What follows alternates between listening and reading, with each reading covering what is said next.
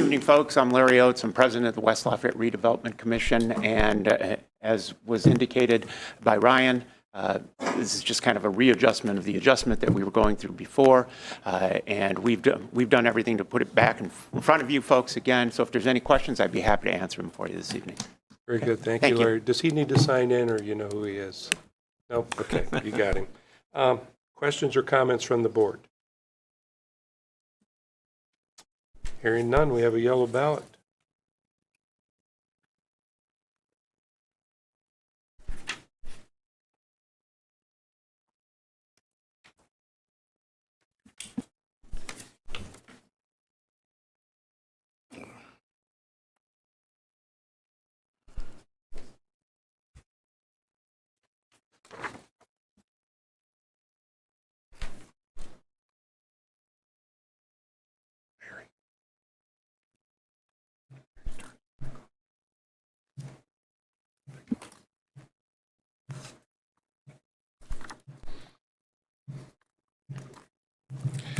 We have a unanimous ballot for approval. Very good. Thank you. I move to hear and vote on Resolution 2025-02. Second.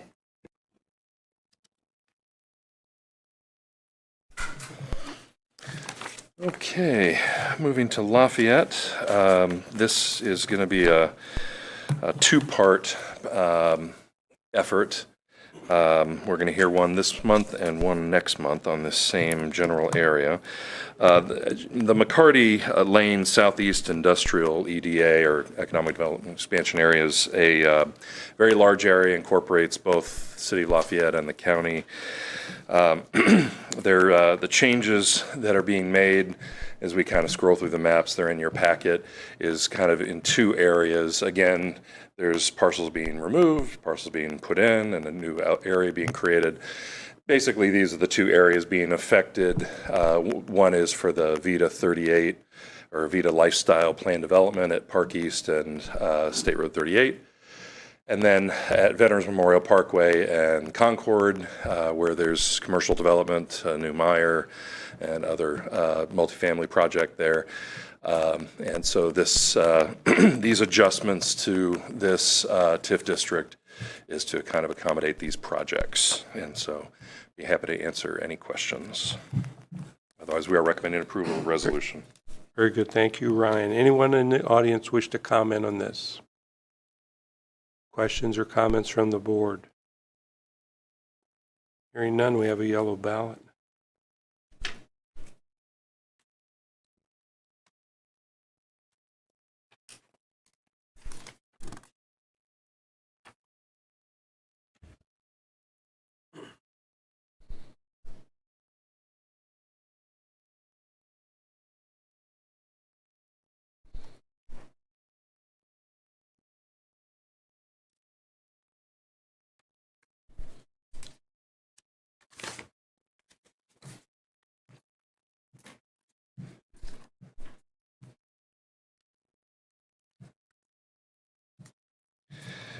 Another unanimous ballot. That's 12 for approval. Very good. Thank you, Ryan. Next, primary approval extension. I move to hear and vote on primary approval extension request for S 4122 Purdue Research Park Phase 3, Part 2. Second. Okay, so this phase of the Purdue Research Park subdivision is set to expire next month. So they are requesting a 2-year extension. The property is currently zoned I3, although there is a request for OR zoning, which has been continued. It's not going to be heard tonight. But the property's here just north of Calbur. Here's a look at the aerial photograph and a closer look. You can see there are probably 6 to 7 lots that have already been finalized. Some staff reports mistakenly went out showing the subdivision variances. Just ignore that. It was variances that were granted in 2009, and some were mistakenly included on your staff report, so no biggie. So all of the original conditions still apply, and staff is recommending approval. Very good. Thank you, Kathy. Anyone in the audience wish to comment, Mary Ann? Well, good evening. As always, it's a pleasure to see everyone. My name's Marianne Owen. I'm from the law firm of Stewart and Brannigan, and I'm here on behalf of the Purdue Research Foundation. The staff has put our request very well. We are simply seeking a 2-year extension of the primary approval of this portion of the Purdue Research Park. As the staff has noted, we meet all the standards of the subdivision ordinance and zoning ordinance to the extent that they apply in this instance, and with the conditions that further confirms everything. So you approved this in 2009. I hate to say it, with my help. I'm getting up there. But so now we ask you again for this extension to take us to July 15th, 2027. And so I'm here to answer any questions you might have in regard to our request. Very good. Thank you. Anyone else in the audience wishing to speak to this? Questions or comments from the board? Hearing none, we have a yellow ballot.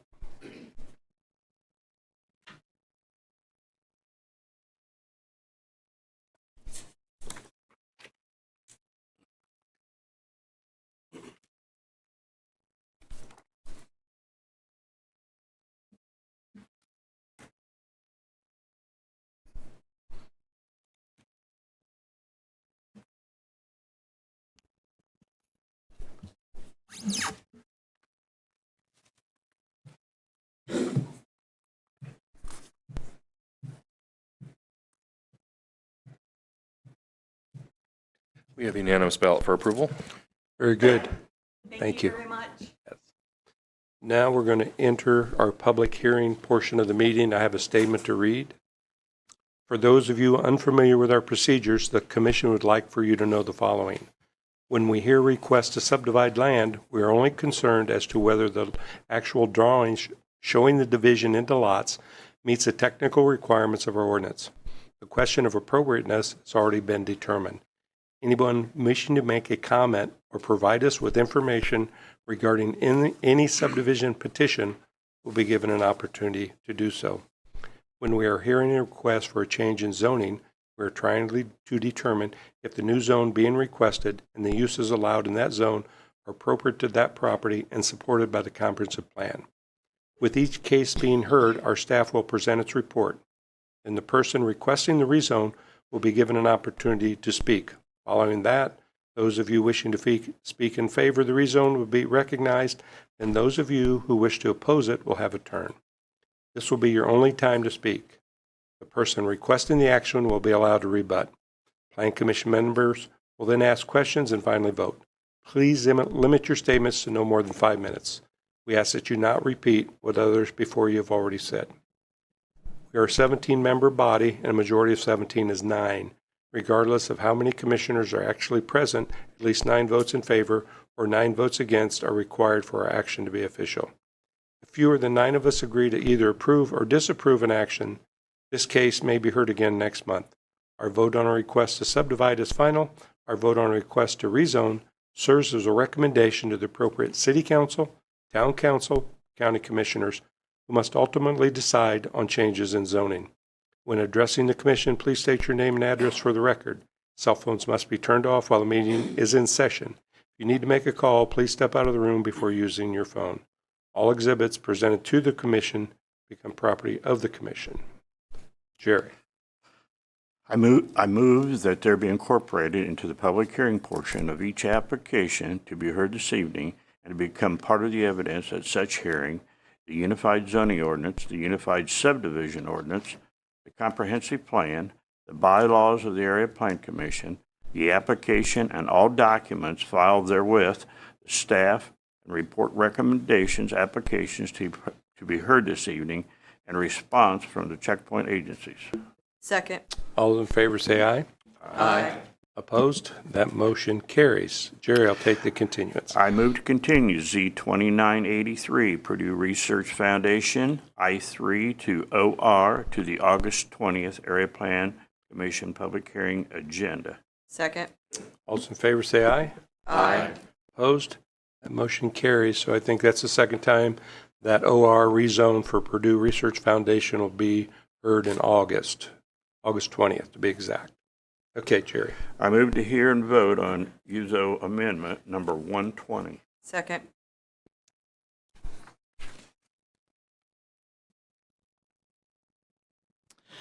Okay, this is pretty simple. The Clarks Hill Town Council passed a resolution asking APC to amend the zoning ordinance to allow manufactured homes in all residential zoning districts with the approval of the town council. So basically, that's what this amendment does. It really just tweaks two sections of the zoning ordinance. Ordinance Committee approved this in June, and staff is recommending approval. Very good. Thank you, Kathy. Anyone in the audience wish to comment on this? Questions or comments from the board? Hearing none, we have a yellow ballot.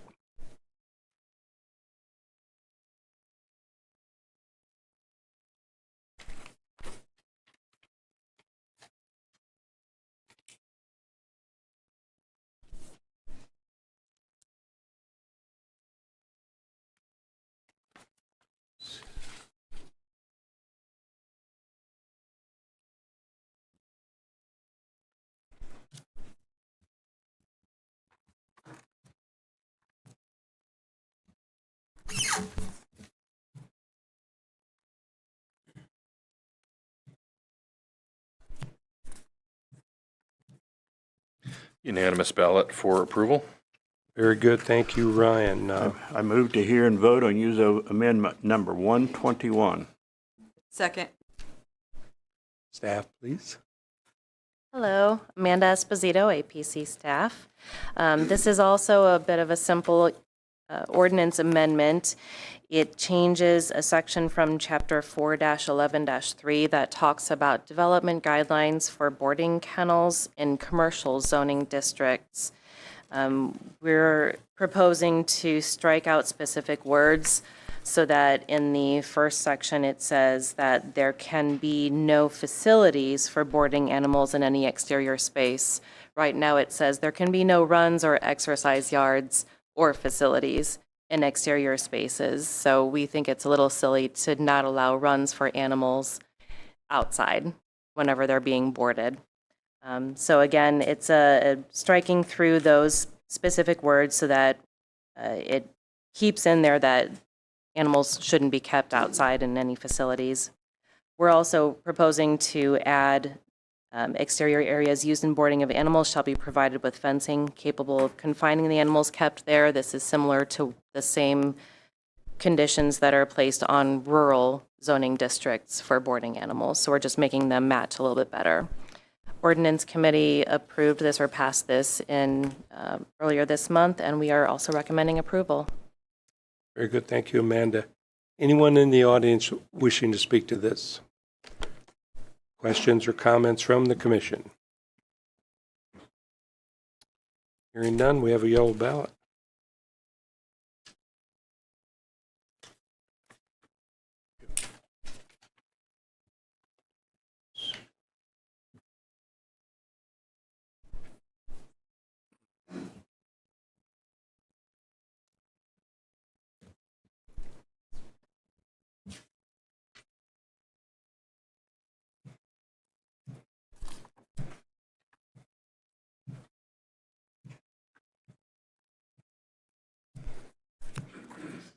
Unanimous ballot for approval. Very good. Thanks, Ryan. Jerry. I move to hear and vote on S 5272 Bower Ridge Estates Major Preliminary. Thank you. And we have a second coming on that. Sorry. Very good. Thank you, Vicki. Staff, please. Thank you. Petitioner is seeking preliminary plat approval for an 82-lot, single-family residential subdivision located with frontage on 250 West, just behind Gallima's greenhouse and subdivision, or greenhouse. You'll see here access is shown off of 250. And then here's a aerial and a closer view. This is the preliminary plat. It currently shows this is a fairly unique situation where the county is working to improve 250 north or 250 west to the north as part of the 231 extension.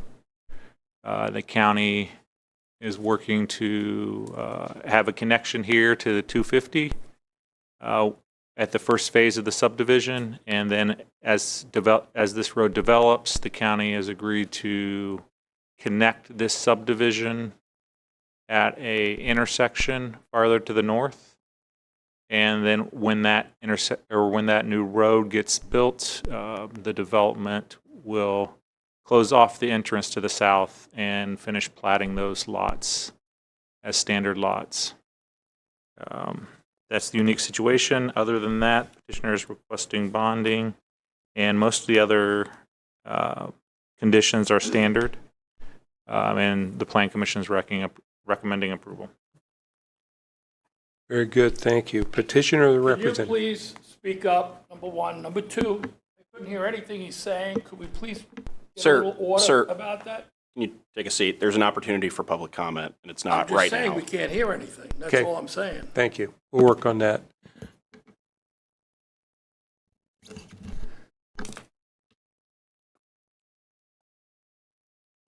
Tim. And Good evening. Speak up, please.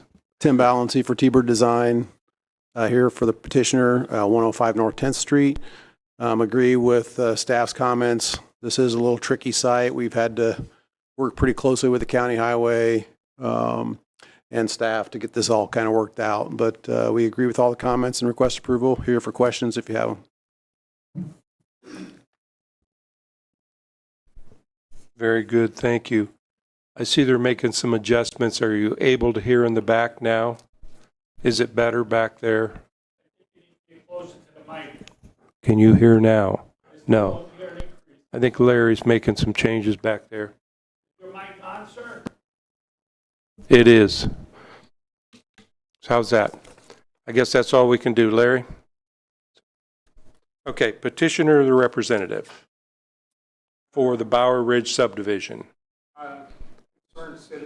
So Tim already did that, I apologize. Anyone in the audience, please come forward. Yep, thank you. I'm Ken Buchanan, live at 3918 North 300 West. I have some concerns about what this project may do for drainage in our area. Over the years, my family's owned property in the area for 75 years. When we built the Hilton, we never had wetlands before. Now we've got one. We had to build a bridge over it that didn't turn out real good. There were some changes made to drainage out of Hadley Lake a number of years back. I was trying to go home from work one night. I've got the emergency management people out there. I've got neighbors with 2 feet of water in their living rooms because the drainage changed coming out of there. I have serious concerns on what this project may do for drainage in the area.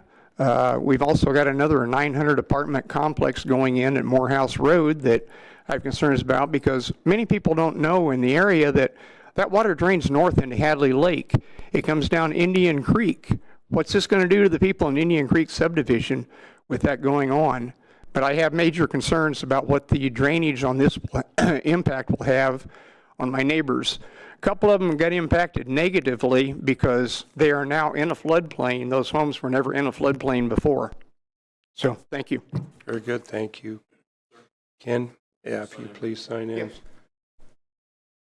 Anyone else in the audience wishing to speak to this? Questions or comments from the board? I'll just add a comment for the gentleman stating that this will go through the Tippecanoe County Drainage Board as well for the drainage approval.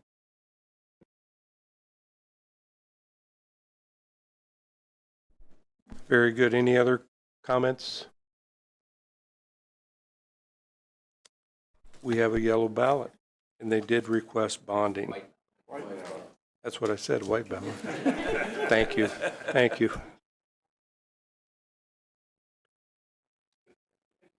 Ken, Bucky.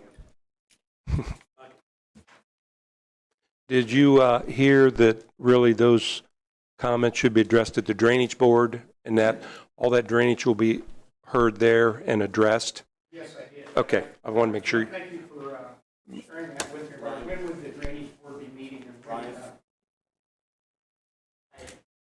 Drainage board meets on the first Wednesday of each month, but I don't know when they're going to submit. I don't know if, Tim, if you know yet. Is there some way I could leave my name and be notified for that meeting? Yeah, or it's posted on their agenda, on the drainage board agenda, but All right. we can easily let you know too. Yeah, I read through the letter that you sent me. Thank you for hearing me, but I just wanted to make my concerns known. Thank you.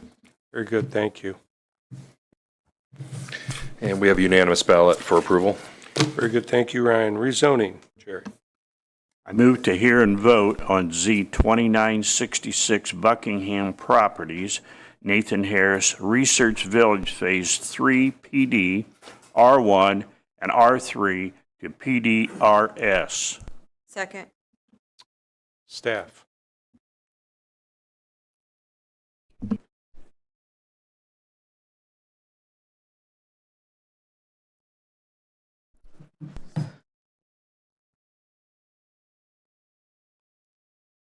So we are over here on the west side, just north of West Lafayette city limits. The area being rezoned is currently R1 single family. It's largely residential in nature, apart from the Purdue Research Park to the south. It's currently improved by a single-family home and detached garage, which are planned to be demolished as part of this project. Most of this area has been farmed in row crops for many years. Across the newly constructed round table here is the multifamily development that Buckingham is also doing. Further out, I'll go back one slide. Further out over here is the large development called Millbrook that is planned to occupy most of the property to the east of Yeager Road. This planned development will derive 3 points of access to the internal road network that is planned to be private drives. And they'll have one here to the south, and then 2 on either side of Round Table here. Kind of a standard single-family PD, but this one is all intended to be rental properties. So we have both single-family detached and then single-family attached along Round Table here. We have a bunch of rows of townhouses. All of them are going to be platted individually so that the owner, manager of this property at some point has the option to sell them off in the future. An HOA with covenants and everything is going to be created as part of this PD, so in the eventuality that there are multiple owners, that would be possible. It is intended to be owned and operated under a single management, however.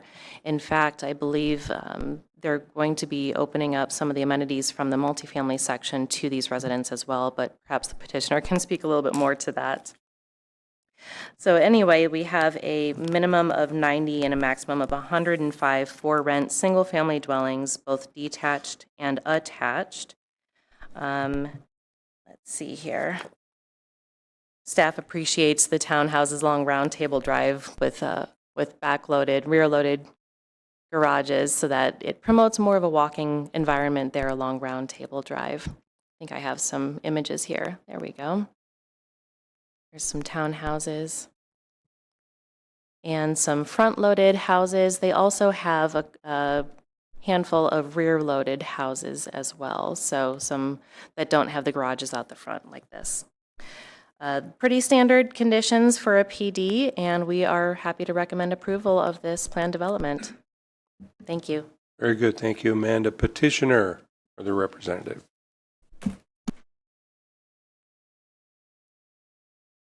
Good evening, Ryan Munden with RTS Law here on behalf of the petitioner. As staff mentioned, this is an R1 and R3 to PDRS rezone, and is the next phase of the Research Village project that we started in 2023 when we rezoned the area east of Round Table to R3.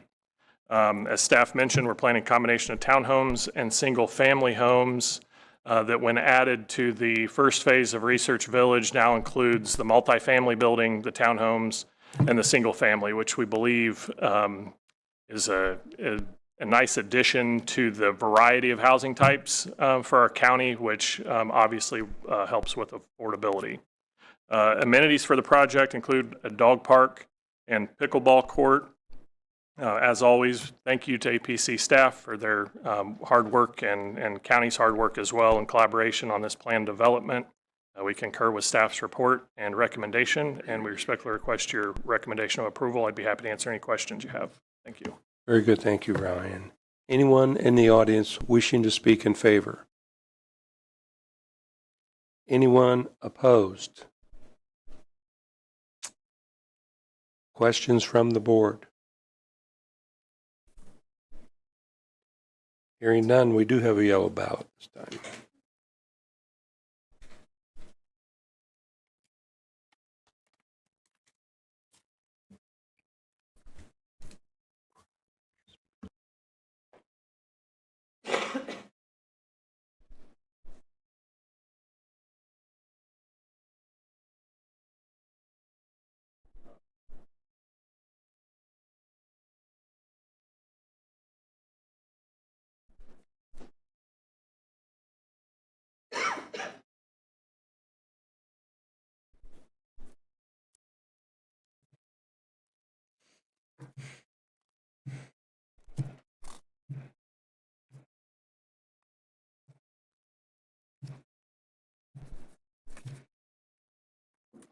We have a unanimous ballot for approval. This will carry on to the county commissioners. Very good. Thank you, Ryan. Jerry. I move to hear and vote on Z 2973 Purdue Research Foundation, Old Town Companies, Provident PD, Phase 6, PDMX to PDRS. Second. Thank you. This PD is, excuse me, essentially a redo of this particular phase of the overall Provenance PD. The Provenance PD was done in 2019 and included 8 different phases. This is phase 6. Currently, it is mostly PDMX. Phase 3, 4, and 5 is this PDRS here that was heard earlier this year, Z2942. Aerial here, you can kind of see phase 1 and 2 are the only ones that are currently built out. Oops, going the wrong way. Phase 6 was originally intended to be single-family detached lots, 60 of them with 3 outlots, and it will remain that way, except we have a new road layout in this redo. So instead of the road to the north here originally, and it currently bends to the east, it's now going to connect into phase 6. So it provides a better walkable neighborhood here. It allows also for the addition of a couple of alleys so that we now have some rear-loaded homes, again, promoting that walkable aspect of this neighborhood that already is very walkable with phases 1 and 2. So with its realigned streets, it's going to promote a more well-connected neighborhood for the area, and we're recommending approval here. We do have fairly standard conditions for a PD, except for one. I just wanted to call attention to it that prior to final platting, any required fill of the floodplain shall be in accordance with UZO 5-7. So recommending approval and happy to answer any questions. Thank you, Amanda. Petitioner or the representative?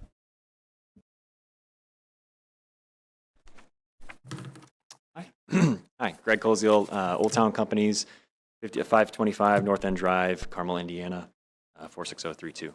Thank you for hearing me today. I'll keep this pretty straightforward. This is a small street grid from what was proposed back in 2019 for Phase 6, what we're calling this. Just to the north was Phase 2 for the residential area, and now we're extending down to Trailway with multiple points of access. We've eliminated plenty of dead ends that were in the alleyways, so this allows better vehicle traffic as well, and has added an additional street for access, a Luminescence Drive. So one additional street and about 3 or 4 dead-end reconfigurations.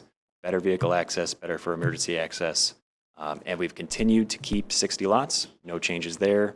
We have 8 front load lots and 52 alley load lots. Thank you for your consideration. Thank you. Anyone in the audience wishing to speak in favor? Anyone in opposition? Questions or comments from the board? Hearing none, we have a yellow ballot.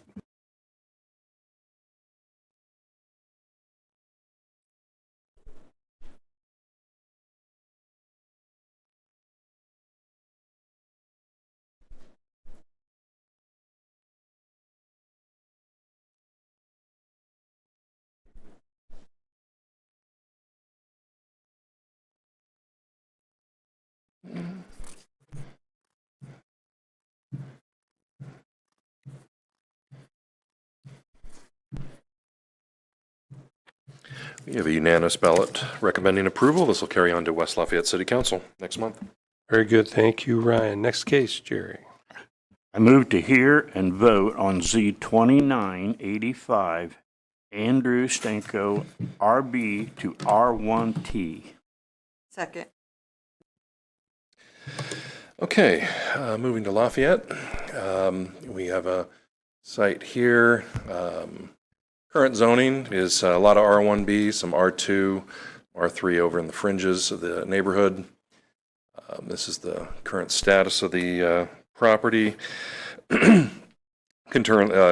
Presently contains one small one-story home with no garage, located, as you see there, on the kind of extreme eastern edge of the property. The neighborhood is a mix of single-family homes as well as some duplexes in that R2 zone that you'd seen earlier. The Butler Street's an urban local. The lot is bordered by alleys, and this proposal for single-family attached townhouses is planning to take advantage of those. Here's kind of the preliminary site plan. Obviously, they would go through the subdivision process that we amended for the townhouse district. And so this is kind of an early read on it, but their proposal is to create 3 fee simple lots, townhouse lots, and with detached rear-loaded garages, as you can see there, onto the alley. And so this fits like a glove. It meets all the requirements of their proposal. Actually meets the R1T ordinance perfectly. There would be no variances needed if they stick to this plan. So we're delighted to kind of see it working as it was intended to work. So we definitely recommend approval for this option here. Happy to recommend approval and answer any questions. Thank you, Ryan. Petitioner or the representative? I did have a question. I did not. Not yet. Do we have a petitioner that wishes to present this case? Then we'll give you an opportunity. Hello, my name is, I don't know if you can hear me. My name is Anna Madrono. I am here on behalf of Andrew Stanko, and I just wanted to kind of say that we're trying to build dense affordable housing in that plot of land, and we would really love to get this approved. And that's pretty much it. Very good. Anyone wishing to speak in favor of this? Go ahead. Oh, yeah. I'm sorry. They'll take it. I think they have it. Thank you. No. Anyone in favor? Anyone in opposition? So, opposition, please come forward, state your name and address for the record, and then sign in, please. Hi, good evening. I'm Michelle Rowland. I live at 2412 Butler Street, so that is my house right there. We have beautiful walnut trees that line that. Also, I have owned the property for 20 years. We do not have duplexes on our little street. These are my beautiful neighbors that I've had for a very long time.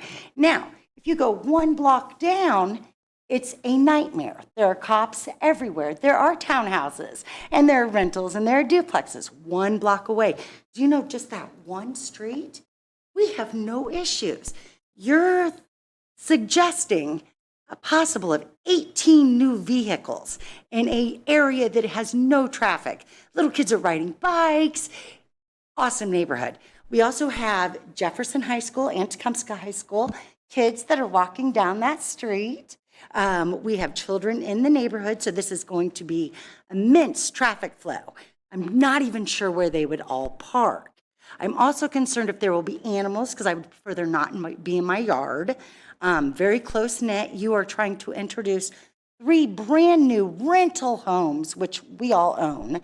So it would be a huge inconvenience for all of us that live there. And also, my property values aren't going to be great, because let's face it, do any of you guys want to buy a house that sits right next to 3 rental properties that could be subsidized, or I don't know, 17 kids in one? I would not like to, and I don't believe any of them would like to also.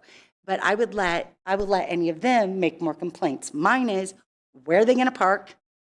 And how disruptive is it going to be to our perfect, quiet, little tiny square that we have?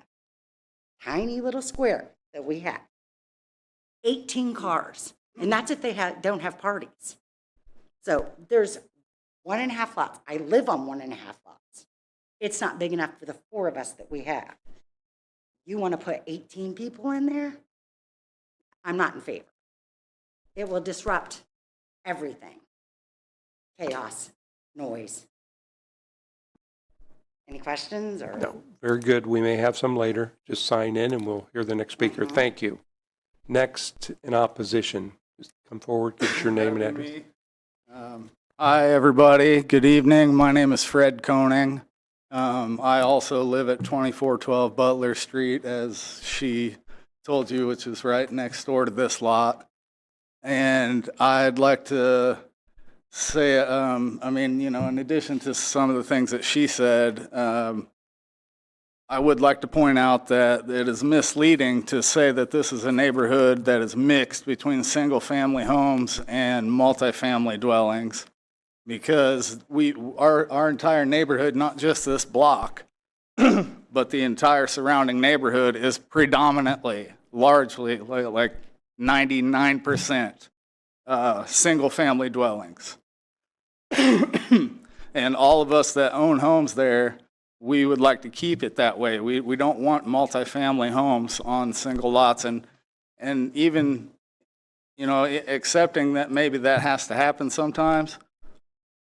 You're talking about 1.5 lots here, and you're essentially going to try to squeeze 3 3-bedroom homes into a parcel that was made to be a single-family home.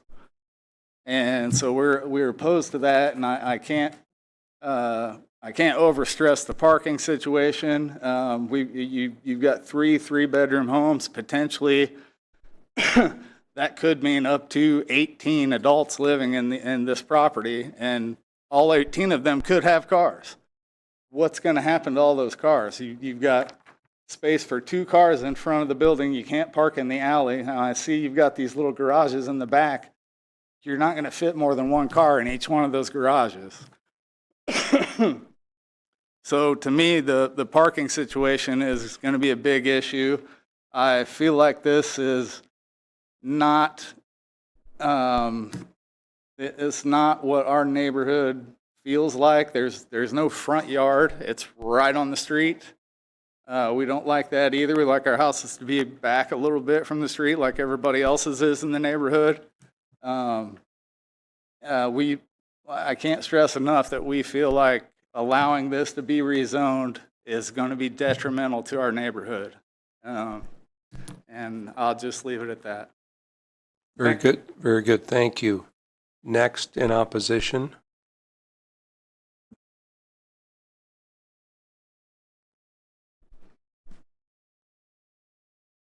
Good evening. My name is Gary Slopsama. I am a co-owner of the house directly across the street, 2417 Butler Street. My son, who is the other owner, lives there. We have owned the property. I mean, as far as a family, we bought it in 1965, and it has been in our family since then. So we do have roots in the neighborhood. It is vastly single-family dwelling all around us. There are 2 townhouses that were built in the 50s, or no, I'm sorry, 50 years ago, down at the across 24th Street on Butler Street.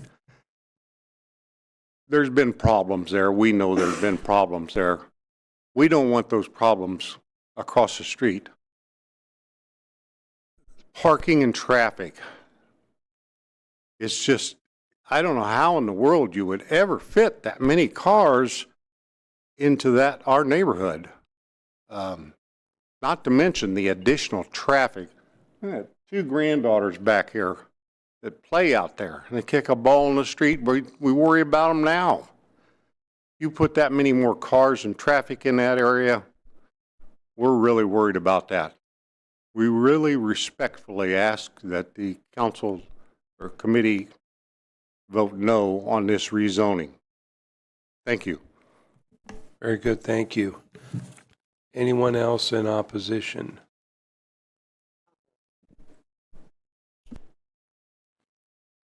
I'm Christine McIntosh. I live at 2410 Butler Street. I'm 2 doors down from Fred and Shelley. So first off, I'd like to say that your map is wrong up here because you guys have an alley going beside it and across the back of it. The one going down is 25th Street. You have 24th, 25th, and 26th Street. So that is not an alley on 2 sides. So I oppose it because we have nowhere for parking. There is no parking. On the other side of 24th Street, they have townhouses over there. They did the exact same thing. Those became drug dealers' houses. It took us years with the police department to chase them out over there and clean our neighborhood up. And we don't want our neighborhood now being like it used to be. So, all right, thank you. Very good, thank you. Anyone else in opposition?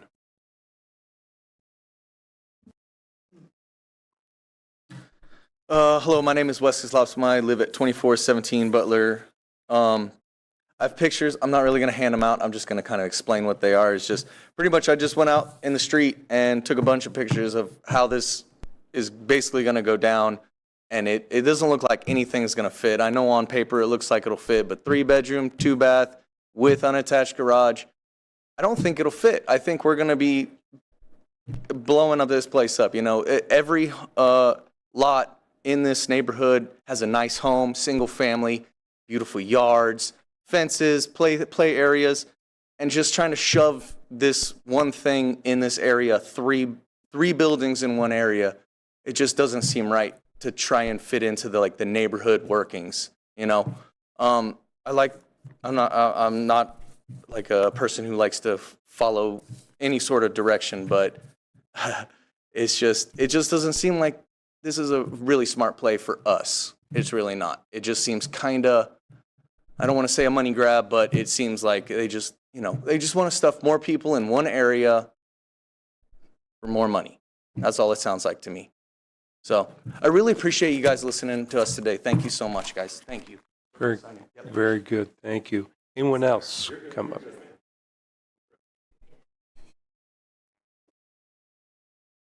I'm Megan Duff. I live at 2413 Butler Street. The street that runs in front of that is already very narrow. We don't have any sidewalks. So for the parents that walk up and down that street, the kids that are going to and from school, it's already, difficult for them to go up and down that street. It's unsafe at certain points when we have cars that are zooming up and down that alley and up and down that street. If we add even more obstructions to it, that's just going to add more danger that somebody's going to get hit. And that could be one of those renters. If there aren't fences there, that could be one of their animals, that could be one of their children. if we don't have that kind of safety there, I mean, those families have been living there. I have seen both of those girls grow up. They know me. And I don't even have children of my own, but I look out for them and I know all the kids in the neighborhood. The kids in the neighborhood all know me as the cat lady because I foster kittens. So I look out for these kids and I don't want to add anything to this neighborhood that's going to be a danger to them. That's going to make anything in this neighborhood more dangerous than it already has to be. Thank you. Thank you. Anyone else in opposition?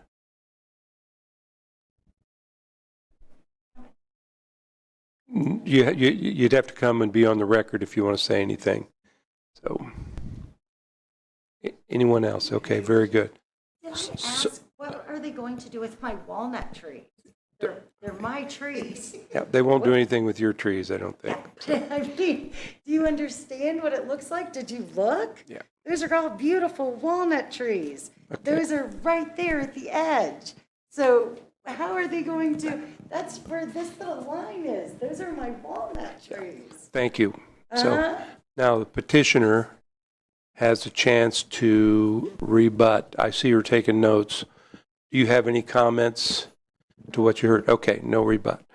Questions or comments from the commission? Jerry. So this lot is 8,000 square feet, am I correct? Is that what it says? And you're using, and you're putting, now this is a stacked, these are stacked units?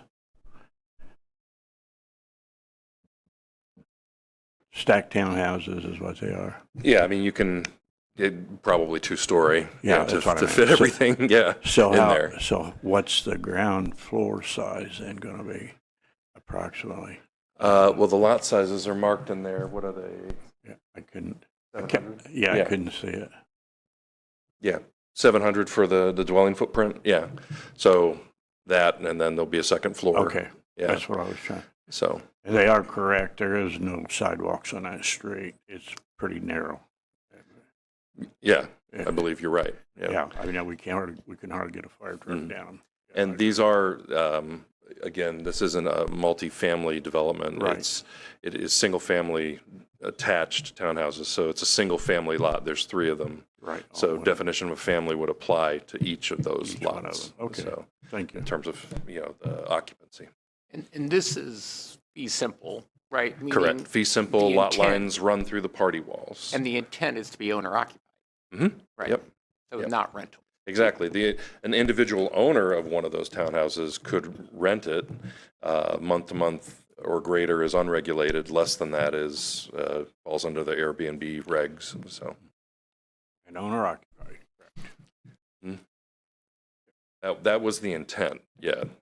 So we don't have the ability to regulate renter or owner. So.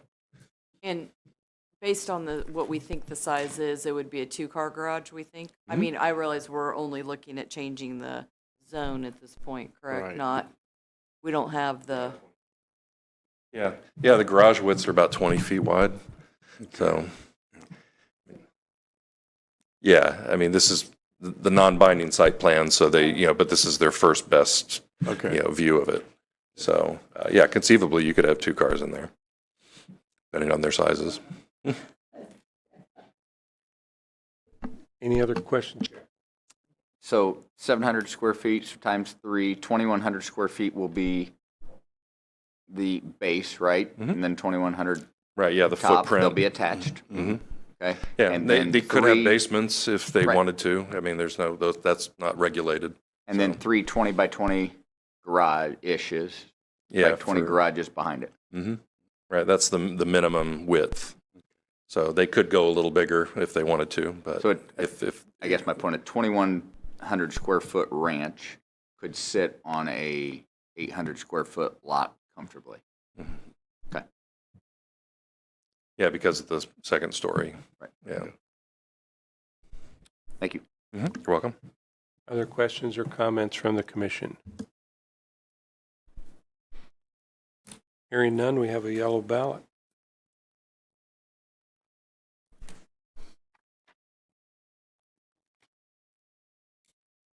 I know. So I will comment while he's collecting the ballots. As I said earlier in the meeting, we just make recommendations, but this case will be heard at the city council meeting on, looks like July 7th. And it'll be heard then. So if you want to make a comments there, that's when the final decision will be made at city council, July 7th.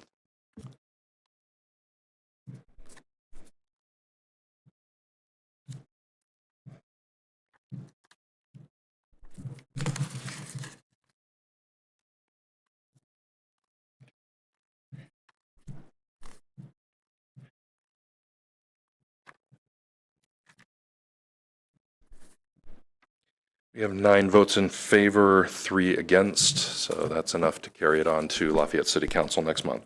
Yes, so it'll give a positive recommendation from us, 9-3, will be heard on July 7th. What is that, 6 o'clock, Jerry? Times your mean, 6 o'clock, July 7th, if you want to make comments there. Next, approval or administrative matters. Okay. Approval of the July Executive Committee agenda.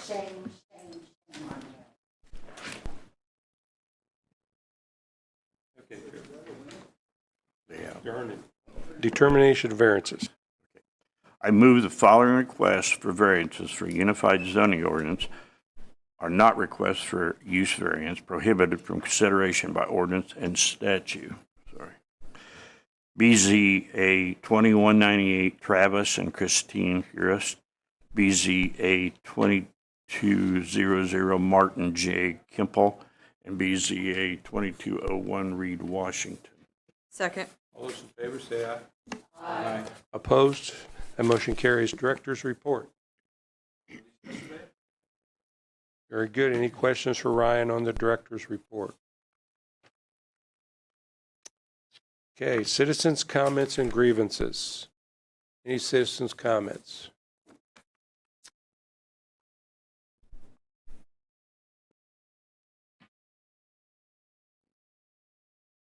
Catherine Sobierowski, 938 Chepstow Lane. And I'd like to start by saying, I guess I'd like to make a comment about the rainbow trout solar application, so I don't know if you want to stay in the room, Gary. It's procedural, but I know you recused yourself at the executive committee.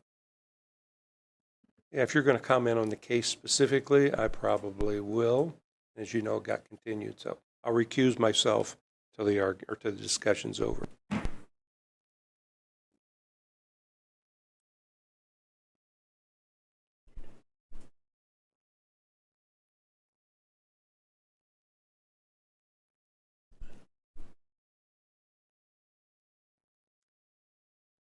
All right, so I know some of you have heard a lot from me about this, but indulge me for a second while I sort of catch your peers up on what is rainbow trout, what is this about. So I and many of my neighbors learned about 3 months ago only that a 1,700-acre industrial scale solar facility was coming to our neighborhood, which, as you can imagine, is probably a shocking discovery for most people. To sort of give it perspective, that's 3 times the size of Caterpillar, 2 times the size of Subaru. So it's huge. And it encompasses more than 21 miles of fencing to go around it. So sort of another way to quantify the size. And it's going into land that is zoned as AA, prime agricultural. So not really very consistent with other things that are out there right now. When I learned about it, the first thing I did was, well, let me go and see what rules are in place in my county to deal with this kind of thing. Is this normal? Is there a procedure in place I know nothing about? And I learned that there's an ordinance about it that was passed in 2021. So I started to look at the ordinance. How does this regulate that? What are the rules? What can I expect as this project goes forward? And I discovered in doing that and in doing research around the state, these things are going virtually everywhere. Many, many counties across the state are facing developments of this nature, as big as 13,000 to 16,000 acres. So this one is kind of small compared to that, but big for our county and the first one. So I looked at what was happening around the state and saw a lot of places are taking a pause to change their rules. Is that something we should do here? And I really looked at our rules in detail and said, well, maybe, I don't know, let me pose that. You know, I know less about it than the folks in the county who went through that process, but, you know, let me ask. So I was one of the first folks who wrote to the commissioners and asked for a moratorium so that we could take time to study the ordinance. I came twice to the ordinance subcommittee and voiced my more specific concerns there about the sufficiency of the ordinance. And as that ball was sort of rolling, on May 16th, Rainbow Trout, the developer, filed their application for a special exception. So that sort of then triggers some follow-on procedures in the county. One of those things being that they need to go before the executive committee and get a vote on whether this use fits with the county's comprehensive plan or not. And so we went to that meeting. We were hoping maybe to have some public comment on that. We were told that wasn't an option. I do note for the record it was done in the past on a similar determination by that committee of a comparably large project, but it didn't happen here. Fine. The thing that was most disheartening and concerning to me about that meeting was that folks on the committee didn't really understand why they were being asked to make a vote and what that vote symbolized. And as a member of the public who's really invested in what's happening with this area of land, that was disheartening. It kind of undermines public trust in the process when you're looking at the rules the county has published about how this should be done and what those mean, and then you come to a meeting to watch that process play out, and it's very half-hearted.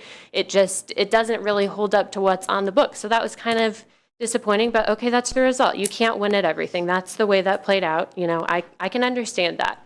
So now it's been placed on the BZA agenda. Okay, we need to hurry and get ready for June 25th. That's going to be the time to make any and all objections about this project. We've been asking along the way prior to that. On May 29th, I emailed the APC executive director and commissioners and said, I kind of think that this application might not be complete. In fact, if you look at the first 18 pages in the applicant's own wording, it says this is a preliminary application.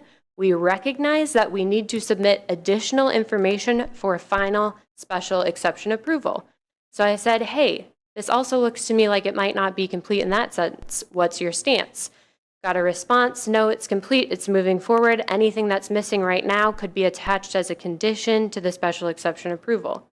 I responded and said, I really don't agree with that. If you read the text of the ordinance more, I'm not sure how that plays out, but I understand your position. I'm still gearing up then for June 25th. That's where this is going, nowhere else but June 25th. And then today we learned that both the staff of the APC and the applicant have decided it's actually not complete and we need more time to get materials together. And the reason that all of this is really important is because the commissioners passed a moratorium on Monday. Indiana state law says that if you have a complete application or a special exception on file when a moratorium takes effect, your application goes forward. But there is not a complete application on file. So I would argue that there's now a moratorium in place. We've taken a step back on the application and the moratorium gets to run its course. If you didn't have all the materials that you needed when Ma'am, you you've filed on exhausted May your 16th, 5 minutes. Ma'am, you've exhausted your 5 minutes. Okay. Well, that's it. You know my position.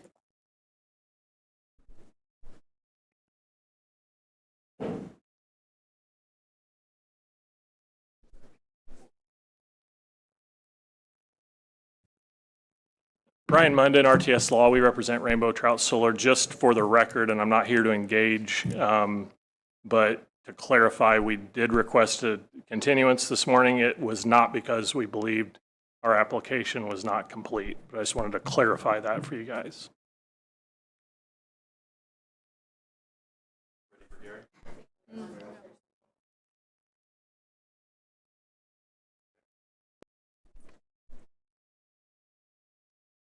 Kenny McClary, 942 Chepstow Lane, West Lafayette, Indiana. I received news earlier today about the continuance implementation for BZA 2199, the Rainbow Trout Project, and its special exception request, pushing it out to the August BZA meeting. I met the news with hope that perhaps at last the recognition of the incomplete and insufficient content of the special exception documents had been realized. As it's been pointed out to the APC and many others and county officials, the project submitted on May 26 is fatally flawed, incomplete, and not ripe for further consideration and attention by the APC staff, and certainly not by the Board of Zoning Appeals for a special exception hearing. It was also apparent that Gen X and RWE officials who have spoken for the project are not even aware of the deficiencies in their submittal or the contradictions between their presentation statements and the contents of their own project files. Those fatal flaws and deficiencies cannot be remedied by additions, edits, or administrative corrections during a continuance period. The gaps are fundamental to the design and physical conclusions in every element of the May 16th submittal documents. These deficiencies involve many county ordinance requirements not detected or flagged during the pre-meeting review and the special exception document discussions. The most appropriate action for all concerned at this point is to use the acknowledgement of these gaps noted today and the APC procedural errors which have been previously raised and withdraw this special exception completely. It can then be revised and addressed the incomplete elements and technical design flaws in total, not in piecemeal. A withdrawal action is in the interest of all concerned, the APC staff, the county offices, and the offices of the officials that will be involved, and the BZA. Yes, a withdrawal at this point would pause the resubmission of the project until the utility scale solar moratorium enacted on June 16th is lifted and new ordinance requirements for the utility scale solar are in place. But what would you rather have? A fatally flawed and incomplete special exception which will be shown in great detail to be deficient, harmful to the general public, and unsustainable in its current design form at a BZA meeting?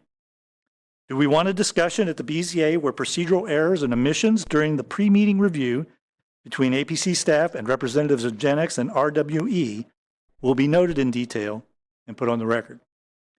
Or would it be wiser to withdraw and resubmit a complete project submission with new ordinance guardrails in place to protect the interest of everyone in the county? Wouldn't it be wiser to withdraw the project and reconsider the comprehensive land use aspects, the physical locations selected, the residential, agricultural, and environmental harms? Wouldn't it be wiser to have the project resubmitted and execute the appropriate review procedures by the APC staff? Honestly, the best for all concerned, including GenX and RWE, is to urge them to withdraw their May 16th submission. Trying to fix incomplete aspects at this point only compounds the procedural mistakes and adds to the growing list of legal concerns tainting this special exception. Trying to use a continuance to fix the incomplete elements cannot cure this patient from its currently fatal disease. As an engineer, I recognized multiple factors that make this a poor location choice, a bad economic decision, and unsuitable for the facility they envision. I know GenX and RWE have put a lot of money into this current project. My old engineering boss drummed in my head long ago that the hardest but best decisions sometimes are, as an engineer, are to recognize a bad project, stop spending money and resources on it, step back and start over, or step away and move on to something better. That's advice that served me well in my career. I give the same advice to everybody today. I urge the APC and the APC Executive Director to do the smart and wise next step. Reconsider your completeness determination for this project in light of the procedural and content gaps that are now known. Get the current May 16 project withdrawn. Restart the submittal process after the moratorium is lifted with new ordinance criteria in place. Let's do things right. It's time for a do-over for everyone involved. Thank you.